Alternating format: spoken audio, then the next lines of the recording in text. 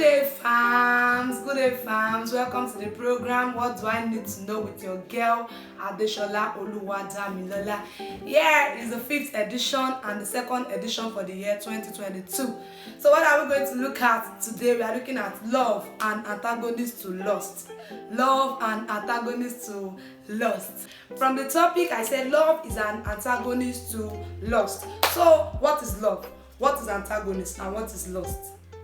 From my definition, I would say love is a high level of emotional attachment. The highest level. When you say something is high, that means there's a level of emotional attachment. You can have emotional attachment with a person that is not high, but when it becomes high, that is when love comes in. I said again, love is an uncontrollable passion. A passion you could not control. That is why a man said something that when you love something, you surely aggravate towards that thing. Because anything you love, you always be attracted to it. Everything you love, even when the thing looks or sound unpleasant to other people, it will always sound pleasing to you. It will always look pleasing to you because that is what you love. Because you love that thing. As I say, love means having or displaying warmth affection. Displaying an affection to somebody, displaying a pleasant affection to someone. Also, let's now go. What is now antagonist? Antagonist is something working against another thing. Something that is not working in direction, something working in the opposite direction of another thing. That's what we call antagonist. So from there, we look at what is lust. What is now lust? I said love is an antagonist to lust, right? Now, what is lust? Lust means to have an eager, passionate, and especially an inordinate or sinful desire as for the gratification of the sexual appetites or of covetous, often with after. I said love means to have an eager, passionate, and especially an inordinate or sinful desire. From what I said before, I said love means to have love is an uncontrollable passion. And here in lust, we also have love as an eager passion. So for lust means to desire eagerly or inordinately. Lust means to desire eagerly or inordinately. Why is it like that? Because inordinate means something that is extravagant, something that is immoderate. So that means love means to desire moderately, and lust means to desire immoderately. Immoderate, that means in the wrong way. That is why you see some people, they say that they love a particular thing, they can do anything to get that particular thing, even to the extent of hurting another person. When it's getting to the extent of hurting another person because you love something, that is lust, not love again. Because love will never allow you to hurt anyone. Love will never allow you to do something that would affect another person negatively. So therefore, now lust also means to have a carnal desire for something or for someone. A carnal desire. When we talk about carnality means to desire worldly things, to desire things of the flesh. So what is carnal? So from here now, when we say lust means to desire something carnal, that means when you lust after something, you don't even care about what happens to that particular thing. Your own is to just accomplish that your own particular interest. And what's a particular interest? A carnal desire for that thing. Now, I said antagonist again. Antagonist means, like I said earlier, antagonist is something that is working against another thing, working in the opposite direction. Antagonist, one can also say that antagonist means one who contend with another, or something that offers opposition, something that contend with another, something that counterfeits the other, something that is in opposite direction, that they are not going on the same way with another. Love and lust are opposite to each other. Love, like I said, love is an uncontrollable passion. It's a high level of emotional attachment. But here, lust means to eagerly desire or to have a strong sexual desire for something or for someone.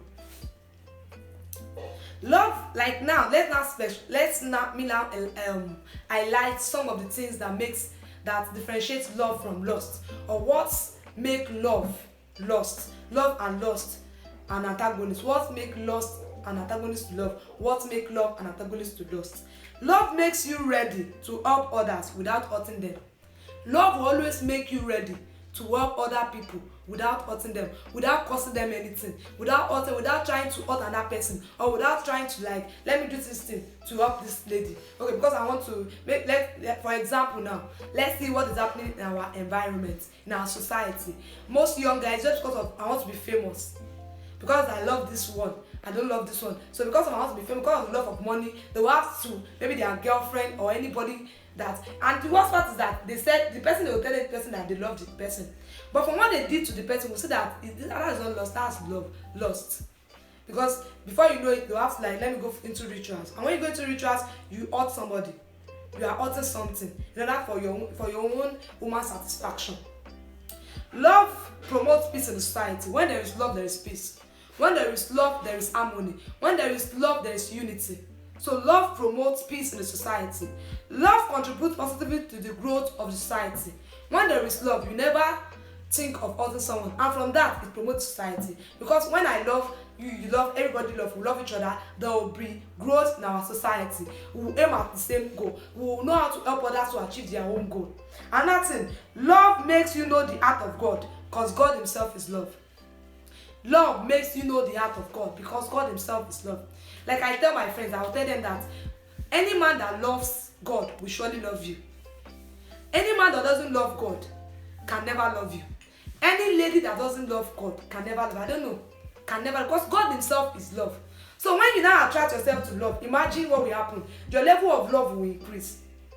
When love, when let's go into maths, into mathematics, or let me say further maths. When they give us x multiplied by x times x give you x squared. So when love and love comes together, it becomes love squared. It becomes love in multiple. It produces more love. And another thing, love makes you to stand out in the society. Love will always make to stand out in the society, because people tell you that. That's why you see people posting and say that beautiful in and out. Someone that can tell someone that somebody is beautiful in and out, that person is actually, it's not only talking about the beauty, the appearance alone. It's talking about the person has actually shown an attribute in that person that makes that person feel like, no, this person is actually beautiful in and out. Somebody that's beautiful in and out is somebody that loves. Somebody that the person loves, and when you love, you're always ready to help others. You're always ready to help others. You're always ready to enlighten. You're always ready to bring peace to your society, to everywhere you find yourself. Now let's now go to lust. Lust contributes negatively to the growth of the society. When you lust after something, you want to do everything in your capacity. Even when they tell you that this thing that you want to do, well, if you want to do this, you have to bring four fetus, one this thing, 10 pregnant women. Just because you want that thing, that love shall push you that I'm going to do this thing. But if it's actually love, you will not do it. Because when you do that, you are hurting somebody. And by doing that, you will contribute negatively to the growth of the society. Secondly, lust devalues and diminishes society. Lust diminishes and devalues society. A society whereby lust is rampant there, so that it will devalue. People will not value that society. It will bring down the value of the society, to bring it down.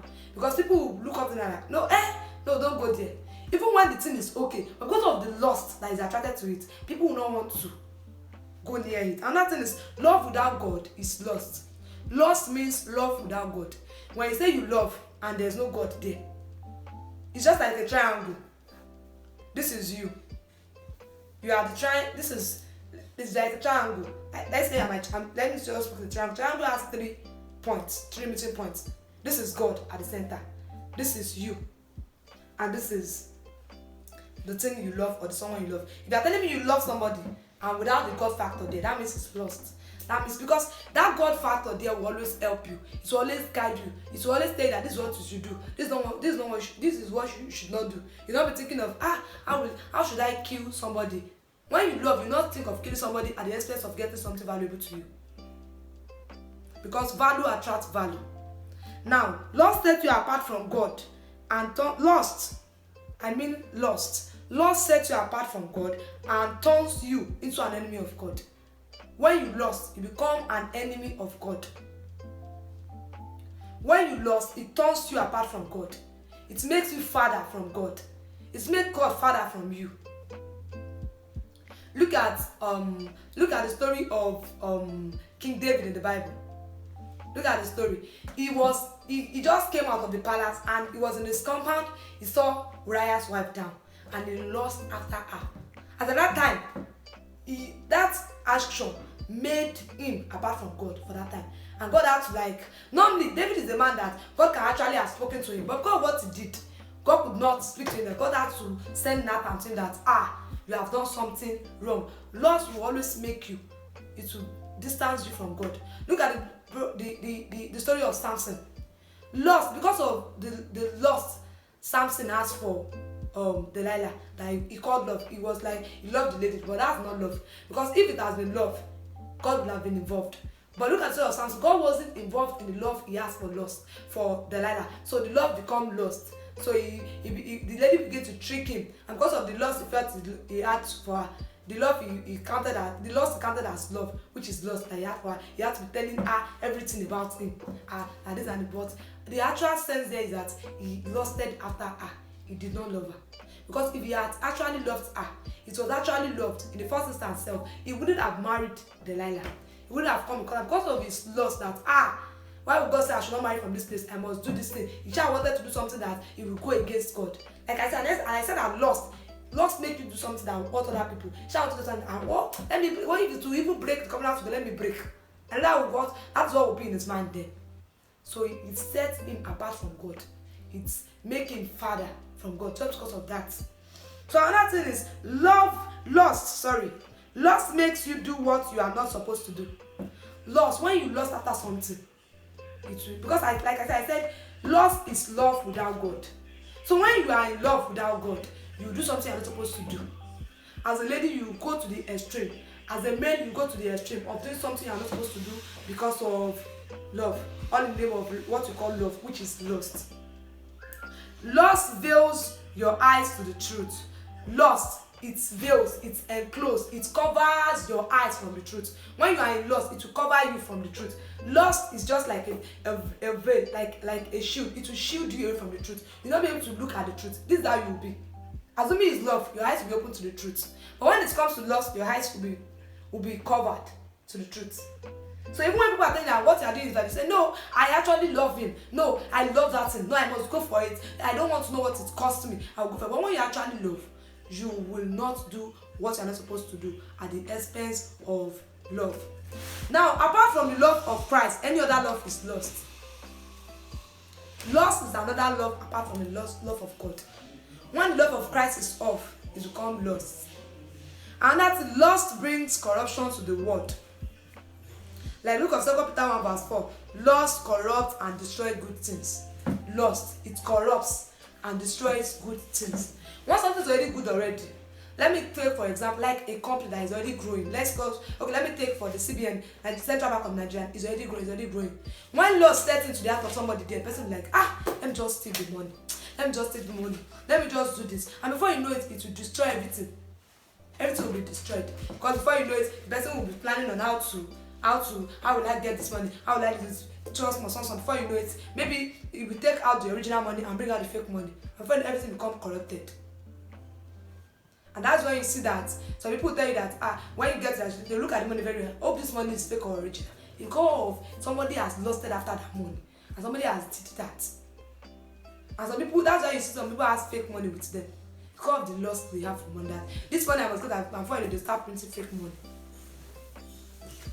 Like I said earlier, I said love is an antagonist to lust. Love is a counterpart to lust. When you lust, you are not in love. When you love, God is involved. Because God himself is love. So as I conclude, my brothers, my sisters, my friends, my uncles, my dad, my mommy, are you in love or in lust? That relationship you keep, is it on the name of lust or love? If the relationship you are into is because of material things, it's because of lust, not love. Because you lust after those things. Like I said, love is to carnally desire for something. And carnality, we are talking about, when you talk about carnality, it's talking about worldly things. It's talking about things that only it's talking about the physical things. It's talking about things of the pleasures of the heart. So when the reason why you go into a relationship because of the pleasures of the heart, because of the enjoyment, it is called lust, not love. When the reason why you go to church The reason why you feel you are inquire is for you, and you feel that because I want to oppress people in the church, because I want to know that I've arrived. It's not like I want to tell you that, my dear brother and sister, today, that that is not love for God. You are only in lust. So once again, I tell us that love is an antagonist to lust. When you love, it can't lead to lust. No. But when you are not careful, it's not even when you are not careful, when you are in lust, any love that makes you do what you're not supposed to do, any love that makes you hurt other people is called lust. And put it that way. Lust is a love that makes you do something to hurt other people. Like I said, love is a high level of emotional attachment. Any high level of emotional attachment that leads to you hurting other people is lust. So my dear brothers and sisters, love is an antagonist to love. So let's love to make our nation grow. Let one love keep us all together. So we have come to the end of the section, the program today.